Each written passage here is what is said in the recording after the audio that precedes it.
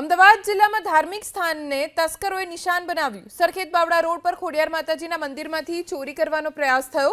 ચાચરાવાડી વાસણા ગામના મંદિરમાં તસ્કર ટોળકી ત્રાટકી, જેના સીસીટીવી પણ સામે આવ્યા છે। દ્રશ્યોમાં પણ જોઈ શકાય છે કે ત્રણેય શખ્સ દાનપેટી તોડવા માટેનો પ્રયત્ન કરી રહ્યા છે। મંદિરની આસપાસ થોડીવાર માટે ચક્કર પણ લગાવે છે, જો કે દાનપેટી તૂટી નહીં એટલે તસ્કરો ત્યાંથી ફરાર થઈ ગયા।